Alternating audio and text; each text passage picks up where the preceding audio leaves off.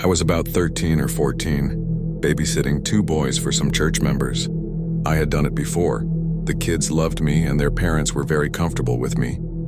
This particular night they were going to be gone until around 2:30 in the morning. I was doing it for free because they were attending a church-related event, and that's just how I rolled. They lived in an apartment complex, one of those small 2-story buildings with 4 units in each section. Their apartment was on the bottom floor. Inside, there were 2 bedrooms on either side of the unit. The kitchen was on the left, the living room on the right, and a sliding glass door led from the living room to a small patio. There was also a public bathroom next to the front door. It was about 1:30 a.m., and I knew they'd be home soon. The kids were asleep, finally, after practically begging for 3 bedtime stories. I had finished my homework, and since they didn't have cable, this was before Netflix became an online service, I decided to watch The Land Before Time on DVD to pass the time. I was already tired and had nodded off a couple of times. Around 2 a.m., I heard knocking at the front door. Knowing the parents had a key, I didn't move. I just sat there in the dark with the glow of the TV. But being the paranoid type who reads and watches enough horror, I grabbed the baseball bat next to the couch. What happened next will haunt me forever. A small voice, almost like a young woman's, said softly, "Oh dear, that won't help you." My heart stopped. That's when I realized the patio door blinds weren't shut. Slowly, I turned my head toward the door and saw someone standing on the patio staring in. I couldn't make out many details except that they were short and wide. I screamed and ran into the kids' room. Thankfully, they were still asleep. This was before I had a cell phone, and there was no cordless phone in the house. All I could do was push the dresser in front of the door and watch the single window in the room. Then the window went dark as a shadow loomed outside. Knocking started again, harder this time. The woman's voice called out, "Come on, dearie, I won't hurt you. Please come out." The knocking was so strong I thought the glass would break. The kids woke up screaming, terrified. I was a strong girl and could lift my own weight back then, but in that moment, with 2 scared children depending on me, I felt completely vulnerable. Within seconds, I heard the father's voice yell, "Hey, who the hell are you?" The person took off running. The front door opened and harsh knocking started on the kids' bedroom door. Thankfully, it was the parents. After moving the dresser back, I let them in and explained everything. They called the police. When officers arrived, they didn't find anyone, but the bushes around the patio had clearly been cut and torn apart to make a path through. I babysat for them only once more after that. About 5 months later, they moved away, and I never babysat for anyone again. Even now, I know that woman is long gone, but every time I hear a knock, a chill runs through me.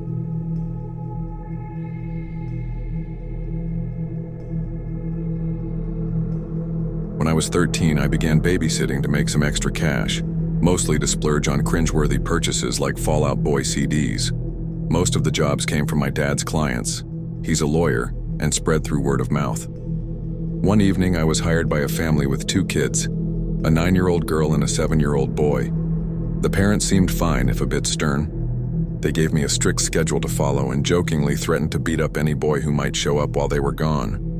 It felt a little absurd, considering I looked like an overgrown baby with frizzy hair back then. Almost as soon as the parents left, the little girl sang in this eerie, high-pitched voice, "We're all alone now." Cue the Shining soundtrack in my head.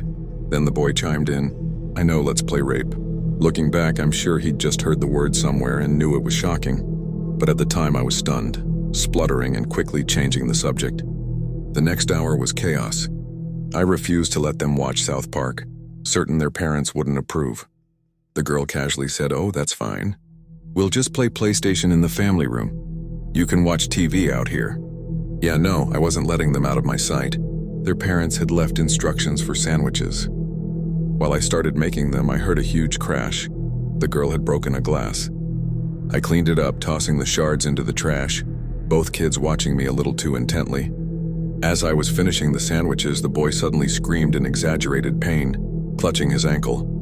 While I was focused on him, the girl slipped out of the room. I barely noticed until his injury suddenly healed when he saw her return, smiling in a way that made my stomach twist. I brushed it off on weird kids, attention-seeking, whatever.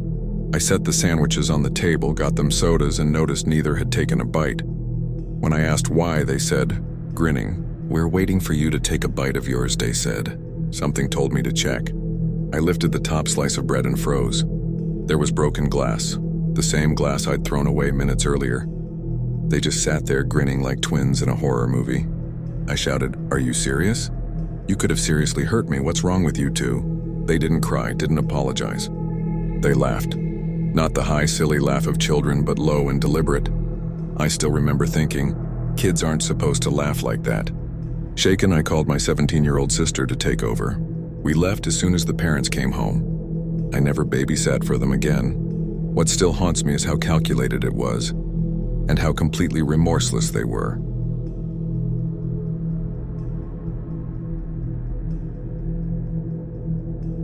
This happened in 2000, when I was about 13 or 14, but my aunt only told me the full story recently, and it's absolutely terrifying.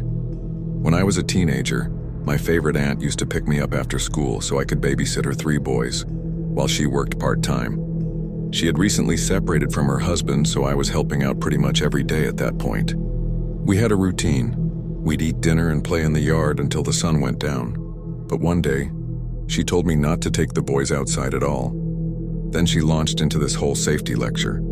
Lock the doors, don't answer if anybody knocks, keep the shades closed. I thought it was weird. Fast forward about a week, and I came over one day to find a security company installing an alarm system in the house. My aunt asked me to come talk with her in the kitchen. That's when she told me that for weeks, she'd been finding cigarette butts and food wrappers in the bushes. This was strange because she's extremely tidy and never leaves a mess. That morning, she had heard a cough in the bushes, so she went outside to investigate and found a man crouching there, face pressed against the window. She freaked out.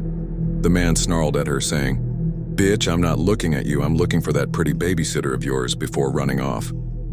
She called the police, but they didn't catch him.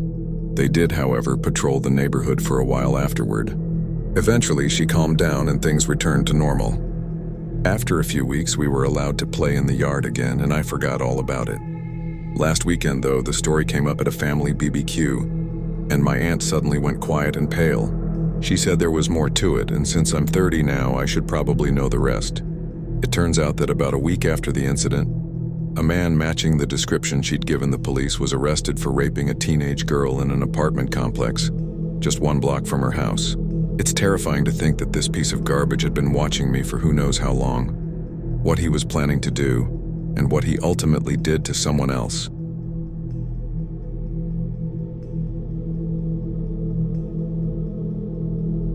I grew up in a really safe city in the Midwest, in an even safer neighborhood tucked back in the woods, separated from the main part of town. I haven't had many creepy encounters in my short life, so this is pretty much the most afraid I've ever been. I was 11 at the time and had just passed a babysitting essentials course at the rec center. My neighborhood was very close-knit. All the kids on my street played together, and because of my 2 younger brothers, I would soon become the automatic babysitter for the 3 families we lived closest to. I'd looked after my brothers for short amounts of time, but this was my first job as a real babysitter, watching the 2 grade school-aged children who lived across the street. They were family friends. The parents had promised to be home by 11 p.m., and I knew my parents were home and ready to step in if I needed anything. I was a little nervous, but I felt like I had things under control. The kids were a novice babysitter's dream. They'd been trained to choose only 1 treat before bed, and they even refused my offer to let them finish the show we were watching because it was bedtime and they still needed to brush their teeth. I was floored, but it made my job super easy. I tucked them in and headed back downstairs to watch TV until their parents returned. The mom was an interior designer, so their house was spacious and beautiful. The living room sat at the back of the house with floor-to-ceiling windows and a perfect view of the woods in their backyard. The couch faced away from the windows, and I sat watching TV with their elderly white lab, Alex. Out of the corner of my eye, I thought I saw something large and light-colored brush past the window behind me. I figured it might just be a deer, but being 11 alone and blessed with a vivid imagination, I started to feel uneasy. The parents weren't due back for another 2 hours, so I walked into the kitchen to call my mom and dad for reassurance. Alex followed. Their kitchen faced the living room with the house phone on the counter. This was before everyone had cell phones. From the counter, I had a clear view through the wide archway into the living room and out those enormous windows into the backyard. Alex lay at my feet as I told my mom I thought I'd seen something outside. Hearing her voice was comforting. I told her I didn't need Dad to come over and promised to call if I needed anything. I hung up the phone and sat on the floor to rub Alex's ears and belly, still wary of the living room. I hadn't been there long before I noticed something odd outside those huge windows, a tiny light bobbing in the woods. Probably just a neighbor, I thought. But as I watched, the light moved unmistakably toward the house. My body froze. The light got closer and closer until I realized with complete horror that it was right outside the house. My body froze. The light got closer and closer until I realized with complete horror that it was right outside the house. The beam swept from one side of the living room to the other, then stopped directly on my face. I didn't squint or look away, I was too startled. Alex snoozed on, completely unaware. The beam moved again, swinging down to illuminate a face from underneath. I saw dark, hollow eye sockets and the eerie glow of someone's cheeks, but the rest of the face was lost in the harsh shadows. I wanted to scream, to grab the phone, to run, to do something, but I was frozen in place. Everything slowed down. I felt completely powerless. The light flicked between my face and that horrible shadowed face outside once or twice, and then it suddenly went out. That was enough to break my paralysis. I shot up, grabbed the phone, and hit dial, ready to call 911. My mind raced. Should I barricade us in the master bedroom with the kids or grab them and run to my parents' house? The babysitting class had not prepared me for this. Before I even reached the foyer or finished pressing 1, I heard a loud boom on the door from the garage. My stomach dropped. I'd remembered locking the main garage doors and the door from the garage to the laundry room, but I wasn't sure about the man door from the garage to the backyard. Then came the pounding, and a voice. A very, very familiar voice. "It's Dad, let me in." I stumbled to the door, completely numb, and unlocked it. My dad could hardly stand from laughing so hard. Apparently my mom had sent him over to check on me, without telling me.